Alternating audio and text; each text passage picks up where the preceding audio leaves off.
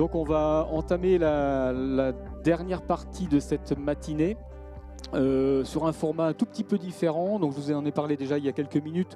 On va évoquer là la partie dématérialisation et facturation électronique notamment.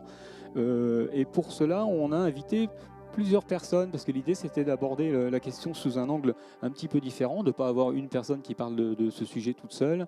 Mais là, on va confronter, ils ne vont pas se battre, non, ils vont plutôt venir en complément d'information, la DGFIP, voilà, KPMG, voilà, et Reproland, Clary Aster, merci, qui vont donc apporter, compléter le sujet sur cette fameuse facturation électronique. Ils en savent plus que moi, je vais leur laisser tout de suite la parole, ça sera beaucoup plus simple. Je crois qu'il y a une slide qui est prévue à cet effet. D'ailleurs, je ne sais pas s'il y a encore toute une séquence de pub, on va dégager ça, hein, si c'est possible. Ouais, hop, on l'a déjà vu, parce que sinon, on est déjà pas mal en retard. Voilà, ça c'est la slide de présentation. Et puis ensuite, si tu veux bien basculer, je vous laisse tout de suite la parole. Vous parlerez mieux que moi de ce sujet. Merci.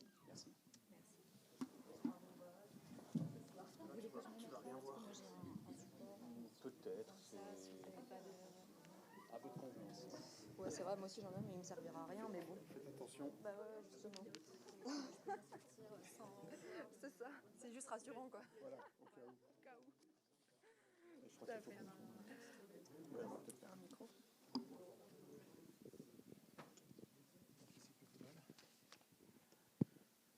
Très bien. Ça marche comme... Oui, c'est bon, ça marche. Et bonjour à tous. Avant de se lancer, on va peut-être faire juste une petite présentation. Donc, Philippe Kubler, je suis référent facturation électronique à la direction départementale des finances publiques du Haut-Rhin. Et moi, je suis Anne-Sophie Collier, référente facturation électronique également avec Philippe dans le Haut-Rhin. Alors moi, c'est Clary Aster, je suis directrice générale de la société Reproland, société qui est expert en location de photocopieurs et dématérialisation pour les entreprises. Bonjour, moi c'est Laurent Sangelin, je suis expert comptable chez KPMG à Mulhouse, pas très loin d'ici. Voilà, et puis on est bien souvent confronté aux questions de nos clients en ce moment sur le sujet qu'on va évoquer aujourd'hui. Donc le but pour nous à la DGFIP, c'est de vous donner des éléments sur le dispositif de facturation électronique.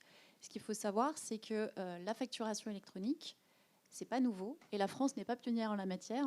Il y a de nombreux pays d'Amérique latine qui sont passés à la facturation électronique depuis 20 ans.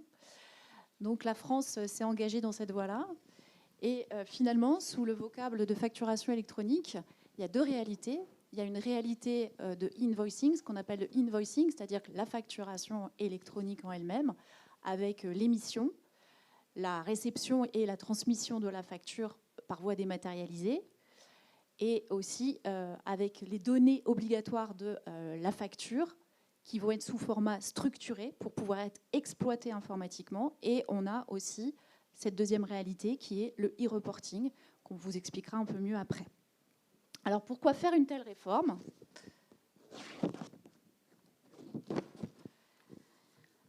La réforme de la facturation électronique, elle s'inscrit dans un dispositif de gagnant-gagnant. Gagnant à la fois pour les entreprises et gagnant aussi pour l'administration. Alors, le premier atout de cette réforme, c'est d'augmenter la compétitivité des entreprises. Comment ? Eh bien, on estime qu'une facture papier, c'est 10 €. Une facture électronique, c'est 1 €. Donc, avec la volumétrie envoyée de factures que peut générer une entreprise, on imagine très, très vite, on voit très, très vite, on visualise très, très vite le gain de compétitivité. Cette compétitivité, elle va être aussi augmentée par quoi ? Eh bien, par la sécurisation des relations interentreprises. Il y a moins de risques de double facturation, il y a une connaissance en temps réel du cycle de vie de la facture. Deuxième atout, c'est faciliter les déclarations de TVA par le pré-remplissage. Simplification administrative, simplification aussi pour les entreprises, avant tout pour les entreprises.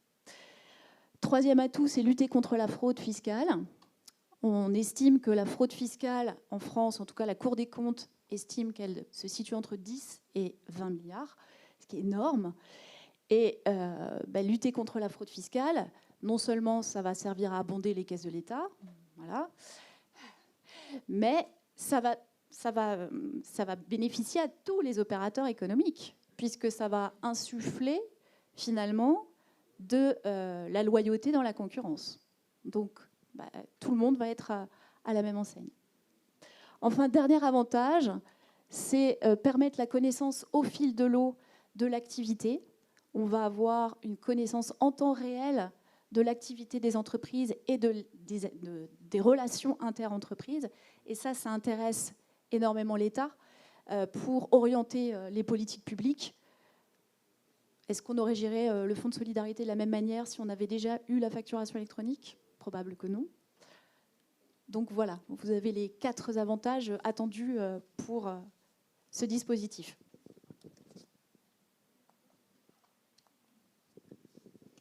Alors ensuite, qu'est-ce qu'on parle de facturation électronique? En fin de compte, la facturation électronique, ça recouvre 3 types d'obligations.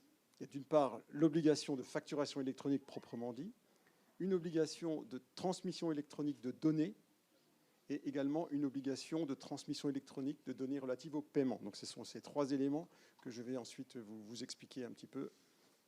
Pourquoi un dispositif aussi étendu? Tout simplement pour avoir une couverture la plus complète de l'activité économique d'une entreprise. Donc on ne couvre pas qu'un certain nombre d'activités, mais l'ensemble de l'activité d'une entreprise.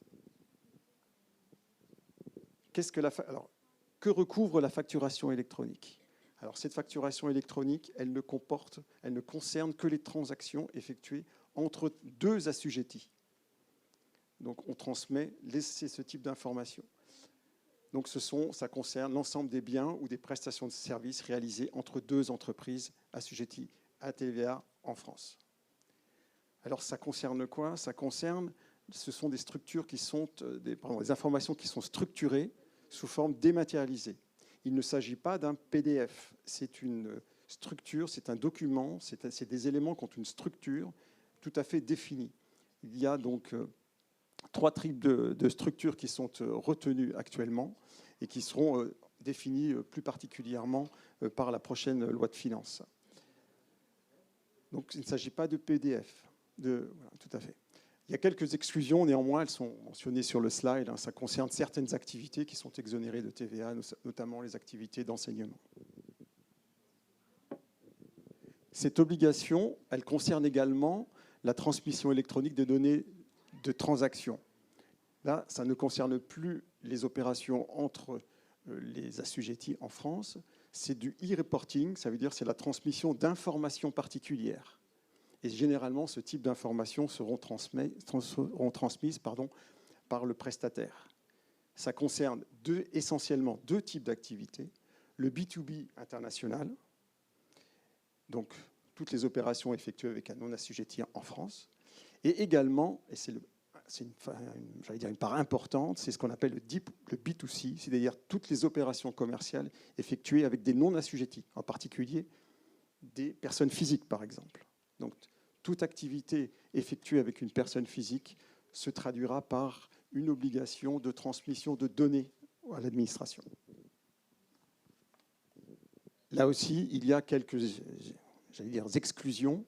Il y a 2 exclusions pratiquement uniquement. Donc, en matière de B2B international, tout ce qui concerne des marchés très particuliers liés à la sécurité nationale.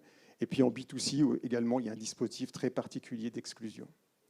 À côté de ces 2 premières obligations, il existe une 3e obligation, qui est une obligation de transmission des données de paiement, mais qui ne concerne exclusivement que les prestations de services et qui sont liées au régime retenu en matière de prestations de services. Voilà une vue d'ensemble qui résume un petit peu la facturation électronique au sens très large du terme, puisque ça ne concerne pas que la facturation électronique. Vous avez donc de la facturation électronique, de l'e-reporting, dans le jargon administratif, et puis du e-reporting de données de paiement.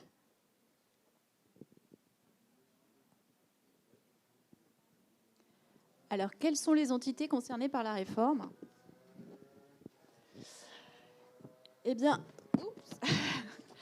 en fait, il faut être assujetti à la TVA pour faire partie de cette réforme, ce qui exclut les particuliers, ce qui exclut les entités, les administrations publiques qui ont des activités administratives, ce qui exclut les salariés, évidemment. Par contre, sont concernées toutes les personnes qui sont dans le champ d'application de la TVA, mais qui ne sont pas redevables de la TVA. Donc, toutes les personnes qui sont en franchise en base de TVA, là on rentre un petit peu dans les régimes fiscaux, mais voilà, un auto-entrepreneur qui est en franchise en base de TVA, il est dans le dispositif de la facturation électronique. Les personnes qui ont des activités exonérées de TVA ne sont pas concernées, sauf que, alors ce sont les activités médicales, certaines activités de formation professionnelle, certaines activités bancaires, donc ils ne sont pas concernés par le dispositif, sauf que ils devront quand même choisir une plateforme pour réceptionner leurs factures qui seront émises par eux, par des entreprises qui, elles, sont dans le dispositif. Donc un médecin, par exemple, eh bien, il devra choisir une plateforme pour réceptionner ses factures sous forme électronique pour tout ce qui est Internet, tout ce qui peut avoir de frais, quoi. Donc ça concerne 4 millions d'entreprises, dont 3 850 000 sont des TPE. À titre comparatif, vous avez un flux du B2J, c'est-à-dire des entreprises vers les entités publiques qui représentent 100 millions de factures par an. Vous avez le B2B qui représente 2 milliards de factures par an. Et vous avez toutes les transactions passées avec les particuliers, le B2C, qui représente entre 20 et 100 millions de transmissions par an. Alors, quelques informations sur le calendrier. Alors, au départ, cette réforme devait être mise en place au 1er juillet 2024. Mais donc, on a eu un communiqué ministériel du 28 juillet 2023 qui nous a annoncé que la réforme était reportée de plusieurs mois. 2 raisons essentielles étaient invoquées pour expliquer ce report. D'une part, il fallait permettre que le portail public de facturation soit effectivement totalement techniquement prêt, ce qui n'est pas encore le cas. Et puis, ça répondait également à plusieurs demandes formulées par plusieurs associations professionnelles demandant un report de cette réforme afin de laisser un peu plus de temps aux entreprises pour se préparer. Parce que, comme nous le montrera Monsieur Sangelin de KPMG, il y a un travail préparatoire qui est nécessaire et qui doit être mis en œuvre. Donc le nouveau calendrier tel qu'il nous a été présenté, sachant qu'il sera totalement défini lors de la prochaine loi de finances d'ici la fin de l'année, donc prévoit une mise en place successive. Donc l'année 2024 sera une année qui sera réservée à la mise au point du support technique du portail public de facturation. Donc il n'y aura aucune autre opération. Et ensuite, il y aura également une phase de sélection des plateformes de dématérialisation privée. On vous en parlera un petit peu plus tard. Cette période de sélection était normalement close, puisque la réforme devait se mettre en place à compter de juillet 2024. Elle va être réouverte pour permettre à d'autres sociétés qui souhaitent candidater de pouvoir le faire. L'année 2025, par contre, ce sera l'année test, c'est-à-dire que la plateforme publique de facturation et les plateformes privées de dématérialisation seront testées pendant toute l'année avec des entreprises volontaires. À ce stade, on ne sait pas encore si cette phase de test sera à blanc ou ce sera une phase de test en conditions réelles. Et enfin, janvier 2026, ce sera la généralisation de cette facturation. Alors, cette facturation donc, sera progressive. On garde le même principe, c'est-à-dire une mise en place successive, en commençant d'abord par les entreprises les plus importantes. On estime que ce sera au début de l'année 2026, vraisemblablement autour de février-mars. Ensuite, un passage pour les entreprises de taille moyenne, intermédiaire, donc aux alentours de octobre 2026. Et enfin, l'ensemble des autres entreprises, notamment les TPE et puis les auto-entrepreneurs, pour la fin de l'année 2026, au pire début 2027. Ce qu'il faut par contre retenir, c'est que dès le basculement des grandes entreprises, c'est-à-dire dès février-mars 2026, toutes les entreprises entrant dans le champ d'application de la facturation électronique devront choisir une plateforme, obligatoirement. Même si elles ne sont pas encore dans le champ d'application de la facturation électronique, elles devront être en mesure de réceptionner des factures électroniques émises par des opérateurs qui, eux, seront dans le dispositif de la facturation électronique.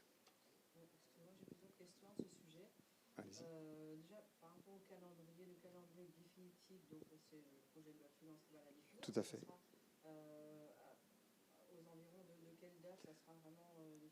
Alors, normalement, donc, ça va être défini avec le projet de loi de finances pour l'année 2024. Donc, l'examen va commencer au Parlement. Normalement, il devrait sortir fin d'année 2023, au pire janvier 2024. Donc là, on aura un calendrier définitif. Et autre question, donc, par rapport aux plateformes, donc, il y aura des partenaires qui sont référencés, les GFIP. Il y a aujourd'hui le portail Chorus. Est-ce que effectivement les entreprises pourront d'ores et déjà, si elles souhaitent entrer dans le dispositif de façon volontaire, utiliser cette plateforme aussi pour récupérer des données Alors, pour la plateforme Chorus, effectivement, c'est celle qui fonctionne actuellement pour le B2G, c'est-à-dire pour toutes les transactions avec des entités des collectivités publiques, si vous voulez. Par contre, elle n'est réservée qu'à ce type de transaction. Une société actuellement ne peut pas opter pour une facturation électronique, j'allais dire version 2. Ce n'est pas du tout possible. Chorus n'est pas dimensionné pour cela. Donc, de toute façon, quoi qu'il en soit, même une fois l'application de la réforme, de toute façon, ça ne sera pas la plateforme Chorus, ce sera vraiment des partenaires, en fait. Alors, on va vous l'expliquer un petit peu plus tard, mais il y aura coexistence des deux possibilités. Donc, vous aurez à la fois la plateforme, mais je ne vais peut-être pas m'étendre parce que je suis en train de... Pauvre Anne-Sophie, je suis en train de lui dire tout ce qu'elle a l'air à vous raconter, donc c'est un peu embêtant. Mais ceci étant, vous aurez la réponse à votre question dans la suite de l'exposé. Alors justement, merci Philippe. Justement, les entreprises vont avoir le choix. Le dispositif, on appelle ça un schéma en Y en France, contrairement à l'Italie qui a un schéma en V. Ça veut dire quoi, un schéma en Y? Ça veut dire que les entreprises vont avoir le choix entre passer par un partenaire privé ou passer par un partenaire public. Donc les partenaires privés, ce sont ce qu'on appelle les PDP, les plateformes de dématérialisation partenaires. Et le partenaire public, c'est ce qu'on appelle le PPF, le portail public de facturation. Nous, on l'appelle Chorus Pro en langage interne. Voilà, vous avez les trois acteurs, l'entreprise dans ce schéma en Y. Vous avez l'entreprise qui peut être fournisseur comme elle peut être cliente. Et donc, il y a des factures à transmettre et à recevoir. Vous avez les PDP dont Philippe vient d'en parler qui vont être immatriculés, cooptés par l'administration fiscale, dont on attend la liste. Mais on sait que de toute façon, la phase de candidature est prolongée. Donc, ce n'est pas cette année que la liste va être sur impôt.gouv. Et puis, on a le portail public de facturation qui est vraiment la pierre angulaire du schéma, puisque c'est elle qui est le seul interlocuteur de l'administration fiscale, et c'est elle où tout converge, vers qui tout converge. Vous avez trois circuits possibles dans ce schéma en Y. Vous avez le premier circuit où à la fois le fournisseur et le client choisissent de passer par le portail public. Donc vous voyez, il y a le portail qui permet la transmission et la réception de la facture. Vous avez un deuxième type de circuit possible avec le fournisseur qui a choisi de passer par le portail public, mais le client qui a choisi de passer par un portail privé, une PDP. Et vous avez donc le troisième circuit où là, le fournisseur et le client ont choisi tous les deux de passer par une PDP. Alors ça peut être la même PDP comme ça peut être des PDP différentes. En tout cas, dans les trois circuits, vous apercevez que tout converge vers le portail public et que le seul interlocuteur de l'administration fiscale, c'est toujours le portail public.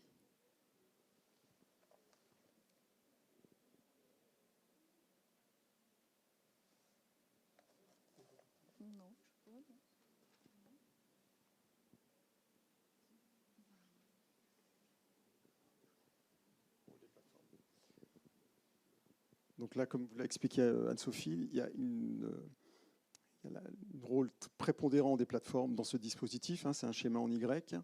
Donc vous avez l'intermédiaire de deux types de plateformes. Donc là, elles sont indispensables. Et surtout, il y aura une obligation de passer par ces plateformes. Ce ne sera pas optionnel. Le choix d'une plateforme sera nécessaire et obligatoire à compter de la mise en place de la réforme. Et dès la mise en place de la réforme, même si une entreprise n'est pas directement concernée. Puisque toute entreprise, y compris un auto-entrepreneur, par exemple, devra être en capacité de recevoir, par exemple, une facture dématérialisée provenant de France Télécom, par exemple. Par contre, le choix est totalement libre, c'est-à-dire qu'une entreprise peut choisir pour certaines prestations de retenir le portail public, pour d'autres prestations le portail, une plateforme privée. Elle peut mixer les plateformes privées, c'est à elle, en fonction des apports de ces plateformes, de choisir celle qui lui correspond le mieux. Alors effectivement, la qualité de plateforme privée, donc ça relève d'un examen. Donc il y a des candidatures qui ont été déposées. Il y a à peu près 25 PDP qui se sont fait connaître.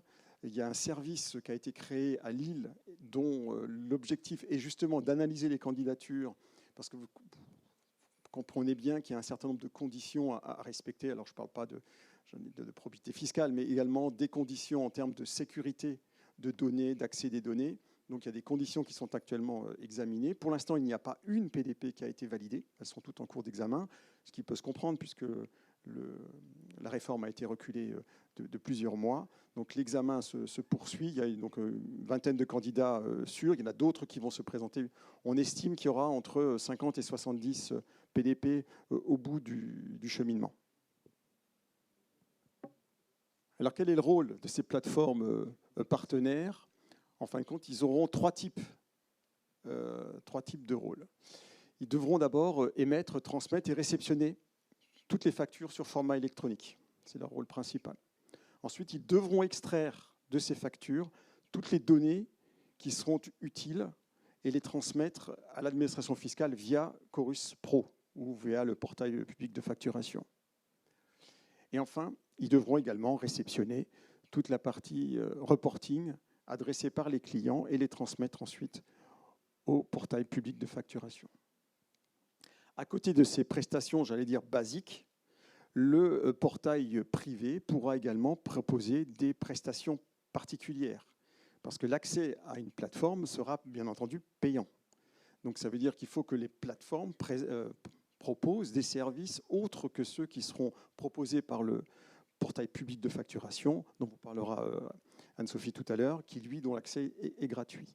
Donc, des prestations particulières de suivi de factures, de suivi de paiement pourront être proposées par les portails privés de dématérialisation partenaires, PPD. Alors par contre, le portail public de facturation, comme je vous l'ai dit, c'est vraiment la pierre angulaire du dispositif. S'il ne fonctionne pas, le dispositif ne fonctionne pas. Donc, vous m'entendez? Oui.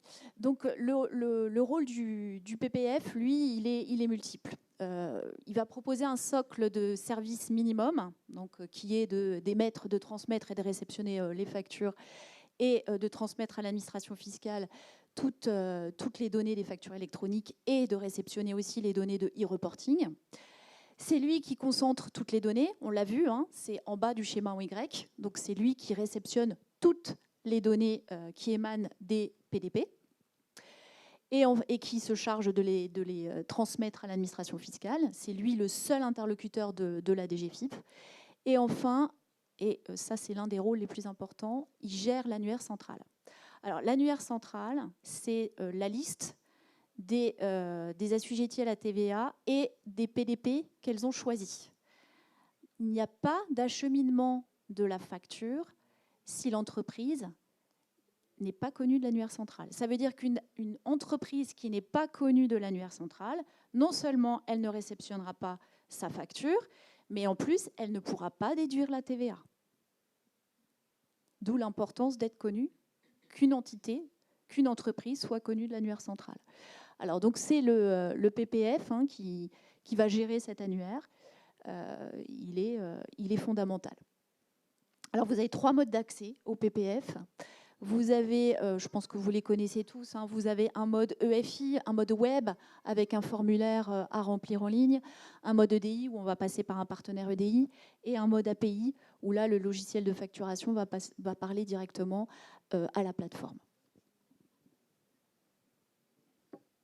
Donc voici un petit peu une slide, simplement un résumé ce que signifie le terme facturation électronique, avec les trois opérations qui sont effectivement liées. Ensuite, c'est simplement une petite slide sur notre site d'information qui est accessible, qui est gratuit, dans laquelle vous trouverez toutes les informations utiles, peut-être sur le dispositif général. Donc vous avez compris, la facturation électronique, ça nécessite un examen au niveau de l'entreprise de l'ensemble de ses prestations, et donc l'intervention d'un comptable est pour ça nécessaire, pour avoir un regard à l'intérieur de l'entreprise pour savoir quelles sont les prestations qui seront assujetties à la facturation électronique ou à l'e-reporting. Je vous cède la parole. Très bien, écoutez, merci pour ces indications sur le cadre réglementaire de la réforme. Alors moi, je vais vous parler effectivement comment justement se préparer, comment les entreprises doivent se préparer à la réforme.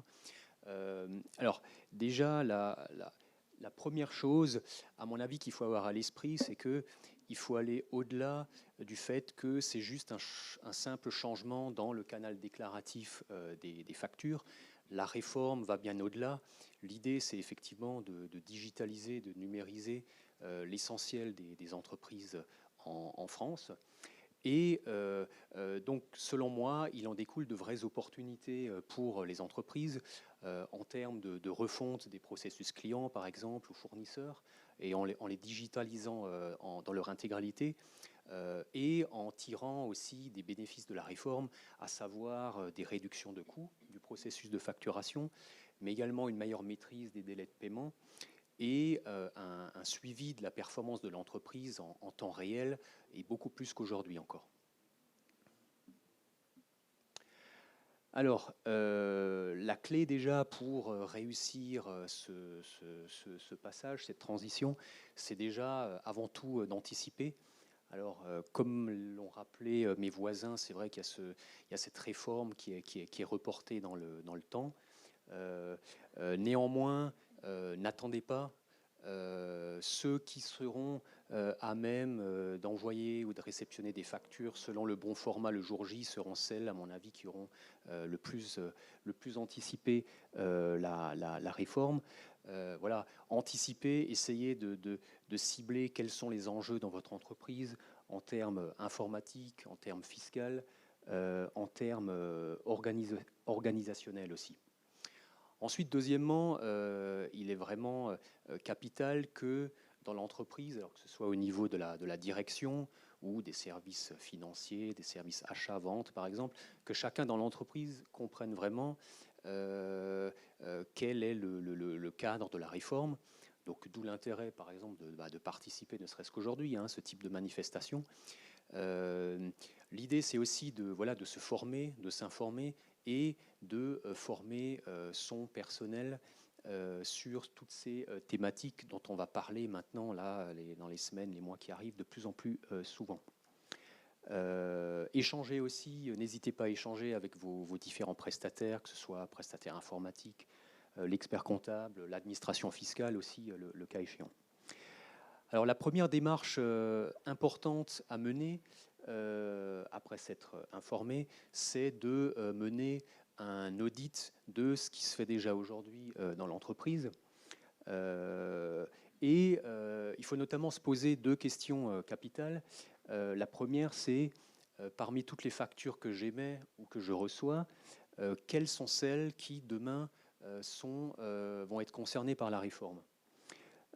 Deuxièmement, quelles sont les adaptations qu'il va falloir que je réalise au sein de mon organisation pour me mettre en conformité demain avec la réforme. Voilà, donc ça, c'est vraiment les 2 questions capitales que chaque chef d'entreprise, chaque directeur financier doit se poser.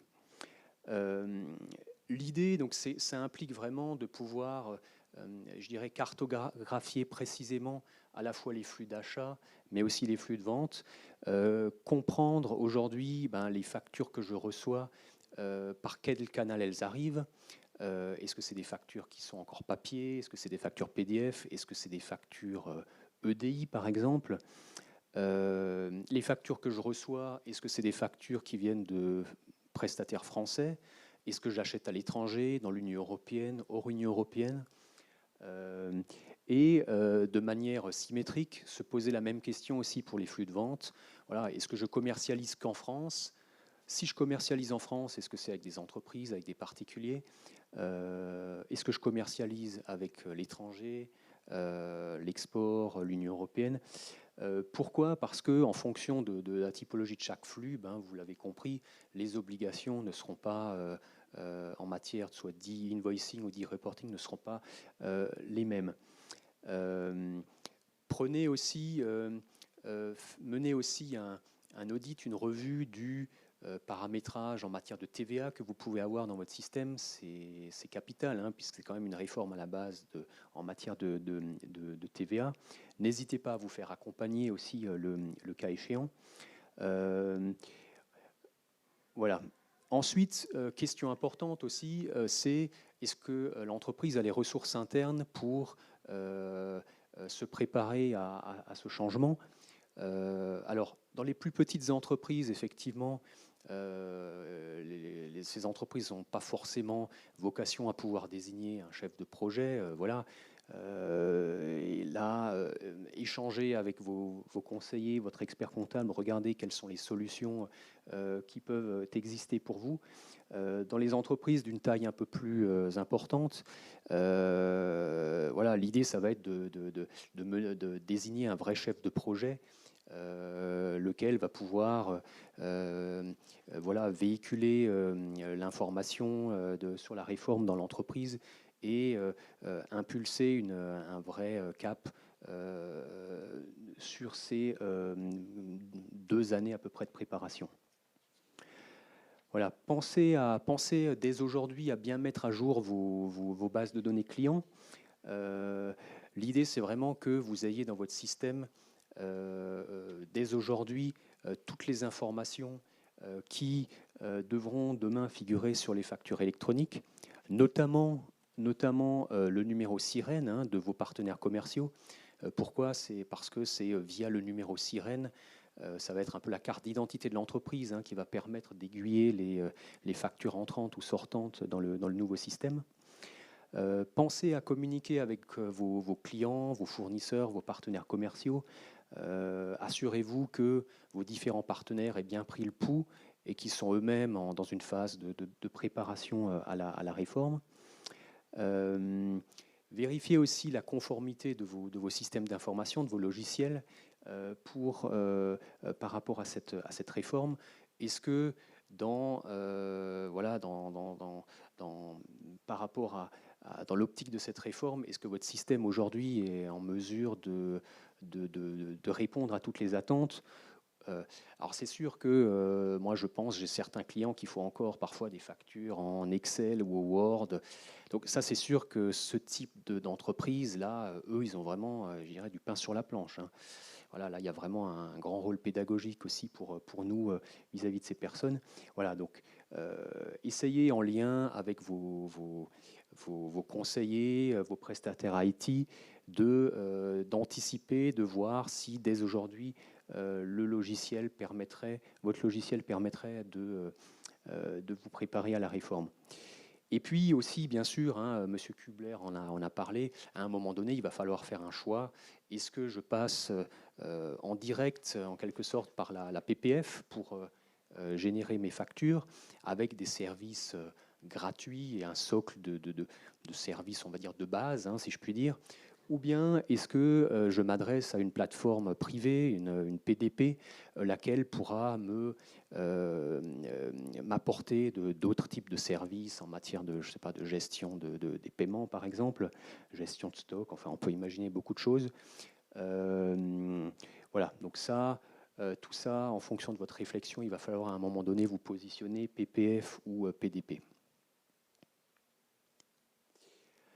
Voilà. Et puis, oui, alors pour information, chez nous, KPMG, on propose, alors c'est une démarche qui est totalement ouverte à toutes les entreprises et qui est même à des entreprises qui ne seraient pas clientes chez nous et qui est libre, qui est gratuite. On propose un petit auto-diagnostic, voilà, il faut compter une dizaine de minutes, avec un certain nombre de questions sur le niveau de connaissance dans l'entreprise de la réforme aujourd'hui, la maturité digitale des entreprises, voilà, la transformation des processus. Et en fonction de ça, donc vous avez un certain nombre de questions qui permettent de désigner ensuite des priorités en termes d'actions à mener. Et derrière, voilà, vous avez la possibilité d'être contacté par un spécialiste chez nous. Donc voilà, je vous invite, si ça vous intéresse, vous pouvez noter l'adresse du site. C'est une démarche qui est, je le rappelle, qui est libre. Voilà. Et je cède la parole à Madame Riester. Merci. Alors, c'est bon ça. Vous m'entendez? Oui, ça marche. Alors, après qu'on ait vu tout ce qui était loi, mise en conformité, et comment faire pour vous préparer à cette nouvelle réforme, nous sommes là pour vous dire, OK, on peut anticiper tout ça, on peut l'anticiper avec différents outils. Plus vous anticiperez ça, plus vos collaborateurs, les collaborateurs de l'entreprise, auront facilité à utiliser ces outils, ces logiciels.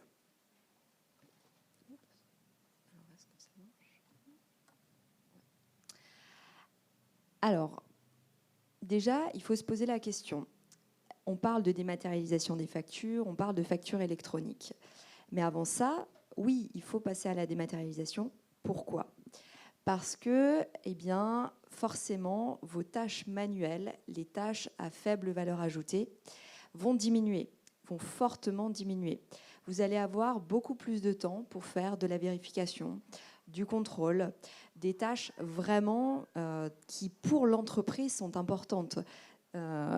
Ça, c'est primordial, déjà. Après, on peut parler green aussi, forcément, on n'imprime plus de papier. On passe du coup sur une vision plus green, si on peut appeler ça comme ça. Mais le plus important dans tout ça, c'est vraiment pour vos collaborateurs. Alors, quand je dis collaborateurs, c'est le gain de productivité. Vous allez forcément gagner en productivité et en temps. On augmente le temps de traitement finalement automatique. Les outils vont augmenter ce temps de traitement, mais par contre, vos collaborateurs, eux, vont gagner du temps sur des choses peu importantes et surtout pouvoir gérer au maximum les anomalies de facturation, les anomalies des montants, par exemple. Après, on peut aussi parler d'un gain économique, forcément. Quand vous avez une facture papier, est-ce que vous avez déjà vu le temps que ça prend, l'envoi, le temps de traiter la facture, le temps de l'envoyer, le timbre, et après ça, vous avez aussi la réception. Est-ce que vous êtes sûr des fois que ça arrive à bon port? Au-delà même de la version courrier, le PDF, le mail qui part pas, qui reste en attente. Voilà, il y a tout ça. Et puis après, il y a aussi la gestion des litiges, la gestion des impayés. Donc, avec la facture électronique ou la dématérialisation des factures, vous avez plus forcément cette problématique-là. Et vous avez le gain de temps de paiement également. Et économiquement, bah voilà, vous gagnez entre 5 et 8 euros en fonction de vos méthodes de travail. Alors, l'idée de parler de dématérialisation, c'est de vous montrer aussi que les outils de la dématérialisation sont des solutions réellement transverses dans l'entreprise. On parle à l'ensemble des métiers de l'entreprise. Ce n'est pas juste à la compta et à la finance. Non, on va parler à l'ensemble de vos métiers. Chez Reproland, allez, je dirais 50 à 60% de nos projets sont effectivement sur l'achat et sur la compta. Sur tout ce qui est achat, vous allez avoir forcément les bons de commande qui se génèrent automatiquement. Sur la compta, vous allez avoir la gestion des contrats aussi. Quand est-ce qu'il faut renouveler un contrat pour pas qu'il reparte en tacite reconduction, par exemple. Vous avez le traitement des factures, bien évidemment. Donc ça vous apporte un réel gain de productivité. Après, je dirais qu'on a 20 à 25% de nos projets qui sont sur les ventes et la RH. Les ventes, qu'est-ce que ça fait? Déjà, vous allez avoir le suivi de vos offres commerciales qui vont être beaucoup plus fluides. Quand vous allez devoir renouveler vos contrats, par exemple chez nous sur le copieur, c'est des renouvellements sur 5 ans, voilà, vous allez avoir des alarmes, des alertes qui vont s'identifier en disant attention, ce client-là, on peut éventuellement envisager un renouvellement à 4 ans, 4 ans et demi. Vous avez aussi dans les ventes, les commerciaux qui peuvent envoyer des factures. Donc forcément, tout ça, c'est géré de manière optimale. Après, avec le développement des entreprises, on a aussi l'ARH qui est forcément prépondérant dans une société, l'humain en l'occurrence. Vous avez la gestion des sorties et des entrées des collaborateurs, ce qu'on appelle les onboarding et les offboarding. Donc la gestion complète de l'entrée et de la sortie, qui peut être pas forcément évident. Ne rien oublier. Voilà, il faut lui créer un compte tel et tel, il faut lui créer une adresse mail, il faut lui créer ci et ça. Et pareil, quand il sort d'entreprise, être sûr qu'il n'ait plus accès à l'ensemble des données de l'entreprise. Ça, c'est important. Après, on gère aussi les demandes de congés et les notes de frais à travers la dématérialisation. Comment ça fonctionne? Vos collaborateurs ont accès à des formulaires qui sont remplis par le collaborateur en disant voilà, par exemple, je veux un congé de telle à telle date. Ça va directement chez le manager et il n'y a plus de perte de temps. Le manager reçoit la demande, la valide ou non, et c'est transmis ensuite à la direction si besoin ou autre. Et la dernière chose dans la RH, ce qui est très optimal et tout le monde s'y met ces dernières années, c'est forcément le coffre-fort numérique RH, la fiche de paye dématérialisée. Ça, c'est le projet RH de l'ensemble des sociétés ces derniers temps. Voilà, donc c'est juste pour vous montrer qu'en fait, la dématérialisation, c'est pas juste la facture, c'est vraiment l'ensemble de l'entreprise, c'est un projet d'entreprise qu'on peut mettre en place. Et je dirais que la dématérialisation à venir, ce sera la qualité. Voilà, les processus internes de qualité, la mise à jour, la mise aux normes des process internes. Alors pour faire simple, je vais passer rapidement sur cette slide-là, comment ça fonctionne la gestion électronique de documents, cette dématérialisation. Vous avez le fonctionnement, le cœur, la gestion du patrimoine documentaire de l'entreprise. C'est le cœur même de tout ce qui se passe dans votre société. Tout ça, c'est dématérialisé. Vous avez l'automatisation de vos flux documentaires. Vous pouvez faire du rangement, du classement. Vous pouvez faire de l'indexation également. Vous pouvez faire des flux différents. Voilà, c'est ce que vous faisiez avant en version papier. Eh bien, vous le faites maintenant en version numérique. Vous pouvez faire exactement la même chose. Vous pouvez aussi mettre des tampons, comme dans la réalité. Enfin voilà, vous pouvez faire énormément de choses via la démat. À travers ça, différents flux. Vous avez les flux entrants, bien sûr, sous différentes formes. Le mail, la donnée, le PDF, par exemple, le document scanné par une personne. Et vous avez les flux sortants. Avec la gestion électronique des documents, vous pouvez sortir vos flux de différentes manières. Vous avez bien sûr les manières basico-basiques, si on peut appeler ça, le mail, le PDF et tout ça. Mais vous avez aussi d'autres nouvelles manières de travailler, qui sont par exemple les rapports en temps réel de votre entreprise, tout ce qui est le BI. Vous avez aussi l'envoi direct sur des portails, vos portails clients ou portails autres de votre société. Donc ça, c'était juste pour vous montrer un petit peu qu'on peut anticiper cette facture électronique à travers des outils de dématérialisation. On va voir maintenant comment faire et pourquoi et à quoi nous servons. Alors, je vais vous parler de notre prestataire DocuWare. Donc, nous travaillons avec 2 éditeurs et là, je vais me focus sur DocuWare. DocuWare est une société qui est basée en Allemagne et elle travaille à l'international. Pourquoi je vous affiche ce schéma-là? C'est pour vous dire qu'en fait, à l'international, la facture électronique, elle existe déjà depuis bien longtemps. Ils sont sur l'Italie, le Portugal, par exemple. Donc, finalement, il faut utiliser des outils qui vont vous aider et surtout qui, pourquoi pas, existent déjà parce que finalement, nous, qu'est-ce qu'on va faire? Enfin, l'éditeur, qu'est-ce qu'il va faire? Il va ouvrir ses connecteurs à la France et ça va fonctionner, étant donné que tout fonctionne déjà à l'étranger. Et alors, comment il se trouve dans ce schéma-là? Donc, on a vu avant les schémas plus en détail. Moi, je voudrais juste vous expliquer où est-ce qu'on se situe. Où est-ce que DocuWare, Reproland se situe dans ce schéma. Donc, vous avez l'entreprise et le PDP. Et nous, on intervient au milieu. Qu'est-ce qu'on fait? En fait, finalement, on simplifie le traitement et on simplifie l'envoi de vos factures sur ces portails-là, sur ces plateformes-là. Alors, comment on simplifie ça? Donc, je vous ai fait un schéma d'avant facture électronique, avant l'utilisation de la facture électronique. Donc, ce qui se passe maintenant. Et c'est intéressant pour vous montrer que oui, vous pouvez déjà anticiper cela et passer à la démat des factures. Alors, aujourd'hui, la facture entrante, ce sont deux flux différents. Vous avez la facture entrante, la facture sortante. Ce n'est pas forcément les mêmes flux. Au niveau de la facture entrante, sur le flux, il peut venir de différentes manières. Il peut se gérer avec un traitement plutôt manuel, c'est-à-dire que vous recevez la facture par papier. À ce moment-là, il faut la scanner et l'envoyer dans l'outil de gestion électronique des documents.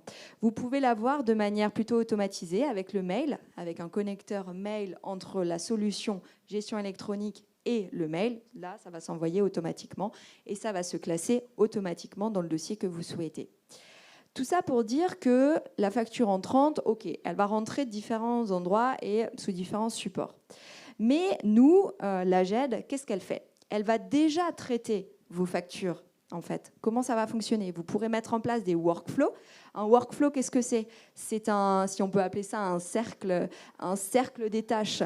Par exemple, chez nous, chez Reproland, on utilise le workflow pour dire OK, une vente arrive, ça passe à la commande, puis ça va passer à la livraison, et ensuite ça passe à la facturation. Et la facturation va générer une facture client, puis après, ça va générer la vérification du paiement, et l'archivage. OK, tout est bien payé, c'est bon, mes relances ont été faites correctement. Donc ça, c'est un outil qu'on utilise, nous, en interne et que de nombreux de nos clients utilisent. Après, vous avez différentes utilisations possibles, la validation, la signature et autres. Et dans le rond là que vous avez au milieu, vous avez ce qui est très demandé aujourd'hui par l'ensemble de nos clients. C'est tout ce qui est intégration comptable automatique. C'est plus que de la vérification, c'est-à-dire que l'outil de la GED va vous scanner l'ensemble de vos données et va les réintégrer automatiquement dans votre logiciel de comptabilité. Donc, pour certains, ça peut être Sage. Du coup, il n'y a plus que cette notion de contrôle. Il n'y a plus de « OK, je rentre les chiffres à la main, je regarde quel compte comptable c'est, je dois noter, etc. etc. » Ça se fait automatiquement. Tout ça pour vous expliquer qu'en fait, ce qui va changer entre maintenant et demain, c'est uniquement le portail. Voilà. C'est uniquement le portail, c'est uniquement la manière dont la facture entre et la manière dont la facture va devoir sortir. Vous allez avoir donc ces différents portails, mais ça va exactement faire la même chose pour vous dans votre utilisation quotidienne. Il y aura juste une automatisation complète de la donnée vers la GED et après, voilà, vous pourrez faire la même chose que ce que vous faites déjà actuellement. La seule différence, c'est que pour tout ce qui est sortant, la GED va vous créer des fichiers XML, va vérifier la concordance de vos informations et va aussi surtout vous dire, attention, la facture est OK pour envoi, elle est validée pour envoi ou non, parce que cela aura un coût. Donc si vous envoyez puis votre facture est refusée, c'est un peu bête parce que vous allez devoir payer 2 fois. Alors que l'outil de la GED va vous bloquer tout de suite la facture et vous dire « Attendez, il manque telle et telle donnée pour que la facture soit transmissible correctement. » Donc finalement, tout ça pour vous dire que le process est très très très facile. Actuellement, vous pouvez déjà le faire et nous, on est juste là pour vous aider dans l'accomplissement et dans la mise en place. Il y a quelque chose qui a été fait là ces derniers temps dont je voulais vous parler parce que on parle beaucoup de dématérialisation des factures, on parle de factures électroniques, on parle un petit peu moins de la plus-value que peut avoir les outils. Alors, on a vu que finalement, c'est un outil qui est facile, qu'on peut déjà mettre en place. On dédramatise finalement ce qu'on entend en se disant « Waouh, tout ça pour moi, c'est très très flou ». Non, finalement, c'est très facile de mise en place. Mais avec en plus des outils qui vont vous permettre de gagner davantage de temps et de contrôle. Alors moi, je vais vous parler du contrôle entre les lignes et les articles. Aujourd'hui, votre outil de dématérialisation ou la personne qui s'occupe du contrôle va tout simplement vérifier. Ah mince, il n'y a pas les... Bon, attendez, c'est pas grave. Je n'avais pas vu. On ne peut pas revenir en arrière. Ok, c'est pas grave. Il manque les mots, mais je vais vous le dire, il n'y a pas de souci. Donc en fait, ça, c'était un peu notre schéma qu'on a, nous, en interne. 1, les employés demandent d'acheter des biens. Donc, on fait un achat. Qu'est-ce que ça va générer, un achat? Ça va générer un bon de commande. Ok, jusqu'à là, bon, tout va bien. Ce bon de commande-là, il va être envoyé au fournisseur. Le fournisseur va valider votre bon de commande, va vous envoyer la marchandise. Ça va générer un bon de livraison. Ok. Après le bon de livraison, vous allez dire, bon, bah ok, maintenant que j'ai tout reçu, je vais faire des factures. Ok, donc je réceptionne la facture de mon fournisseur. Ça, avant, avec la dématérialisation, il y a encore 6 mois de ça, j'ai envie de dire, on pouvait voir les erreurs sur le montant global, sur le montant final. On pouvait voir les erreurs sur l'adresse de facturation, ce genre de choses. Mais on ne voyait pas les erreurs d'articles.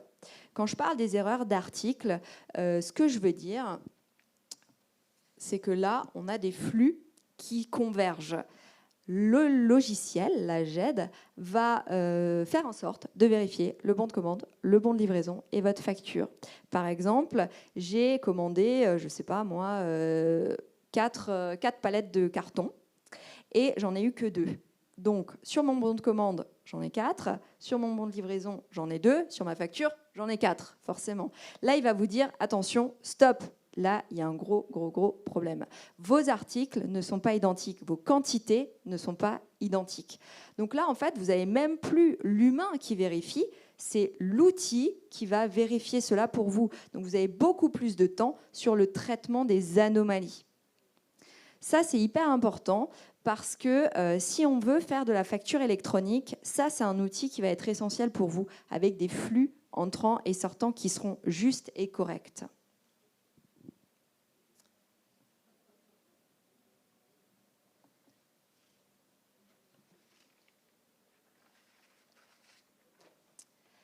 Alors, ces contrôles entre les lignes et les articles, mais aussi sur la dématérialisation que vous pouvez utiliser au quotidien, va nous permettre plusieurs gains.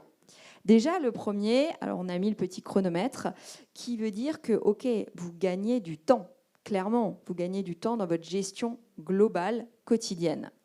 Après, vous gagnez de la productivité avec les collaborateurs qui sont forcément plus productifs parce qu'il y a plus de pertes sur la retranscription des données, sur des tâches qui finalement sont pas très fun. Voilà. Donc là, on a des collaborateurs qui doivent faire du contrôle, de la vérification, qui doivent vraiment réfléchir à ce qui se passe, aux erreurs, aux anomalies. Donc là, voilà, vous avez aussi des collaborateurs qui se sentent forcément beaucoup plus valorisés dans les tâches.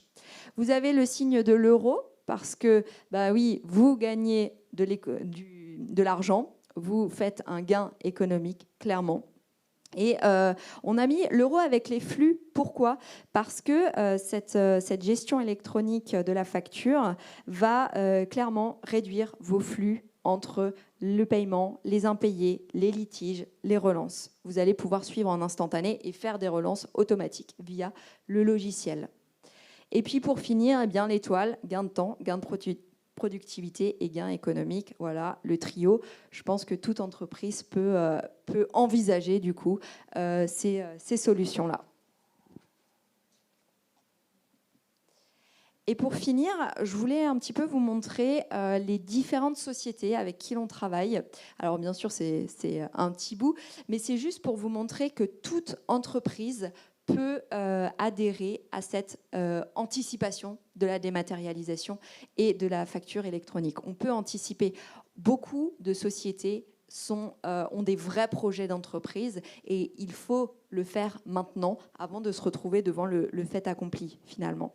Donc on peut avoir des sociétés de transport, on peut avoir des sociétés dans le TP, on peut avoir des sociétés dans l'automobile. On va aussi avoir par exemple un très gros client avec beaucoup de paramétrage, beaucoup de dimensions de dématérialisation, Poulaillon en l'occurrence. Et puis on a d'autres clients. Avant de passer à la facture électronique, ils nous ont dit « Waouh, nous, pour l'instant, on veut juste essayer de tester la démat. » OK, comme Vattenfall, par exemple, qui, eux, ont décidé déjà d'essayer le courrier dématérialisé. Bon, bah voilà, on dématérialise aussi le courrier, on ne va plus à la poste et tout s'envoie de manière automatique. Et après, on a d'autres sociétés qui travaillent avec nous sur différents sujets de dématérialisation, comme je vous disais avant, le coffre-fort RH, la signature électronique.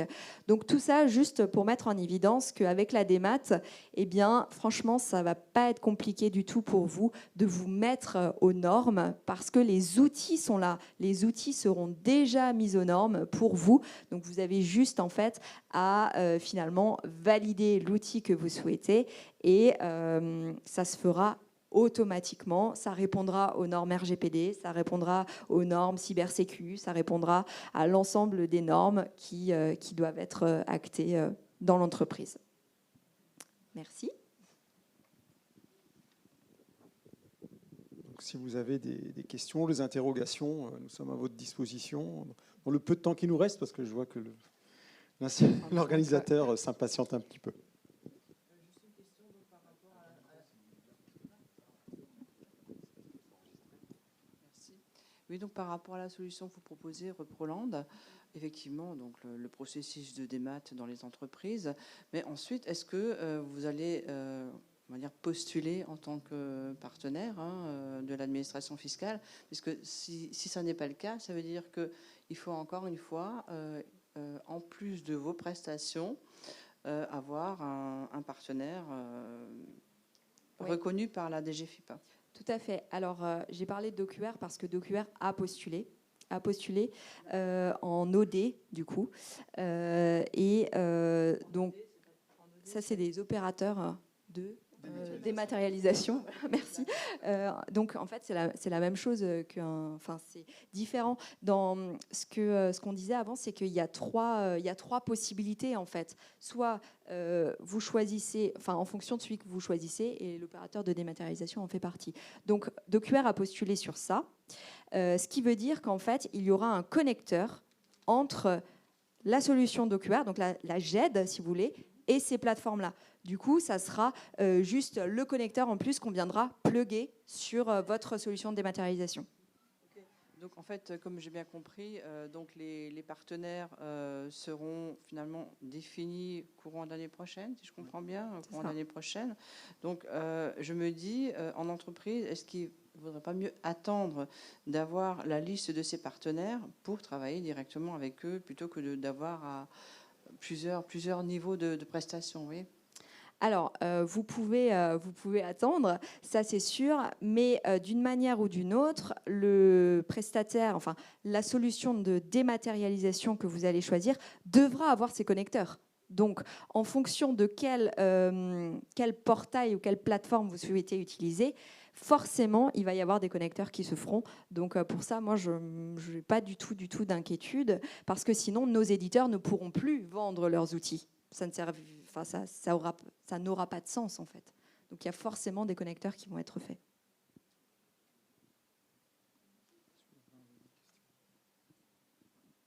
Il y avait une autre question ou pas? Bonjour. J'avais juste une question. Par exemple, il y a un de nos fournisseurs qui... on a accepté le fait qu'on reçoive sa facture électroniquement, parce que je crois que la réception, on est obligé de l'accepter, mais il demande à ce que nous, on émette. Mais si nous, on n'est pas encore prêt, du coup, comment... Parce qu'il y en a un autre qui est revenu sur ses dires et qui a dit, bon, je veux bien que vous nous la faisiez parvenir par PDF, par exemple. Mais il y en a un autre, on doit déposer, mais si nous, en fait, on n'a pas encore, si on est encore au papier. Non, la réforme, elle est vraiment prévue pour 2026. Ouais, donc on n'est maintenant, pas hein. obligé d'accepter. Ah non. C'est-à-dire que le dispositif de facturation électronique, que ce soit en émission ou en réception, ce sera 2026. D'accord. Alors, est-ce qu'il vous parle d'une facture des maths sans vraiment rentrer dans le dispositif de Peut-être que facturation c'est ça, du électronique? coup. C'est peut-être ça, hein. Ok. Et juste une autre question, si je peux me permettre. Vous parliez de e-reporting pour tout ce qui est les factures par rapport au B2C.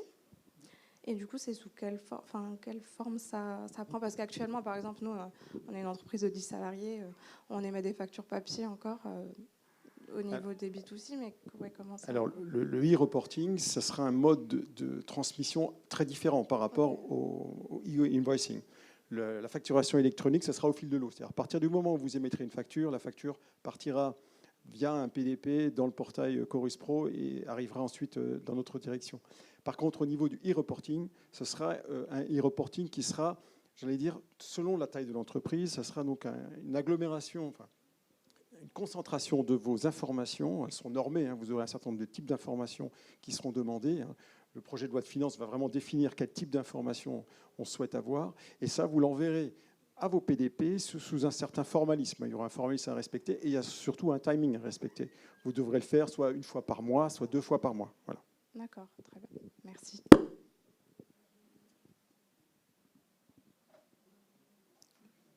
Merci. Je crois qu'il n'y a pas trop d'autres questions. Je retiens en tout cas que finalement c'est simple.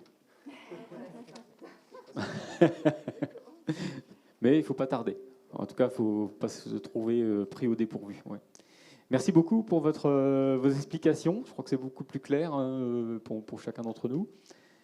C'est l'heure de la pause. On ferme la boutique, donc en fait, il faudra sortir et on rouvre pour 14h pour la suite. 13h30, les portes seront ouvertes. Au plaisir de vous retrouver tout à l'heure et merci.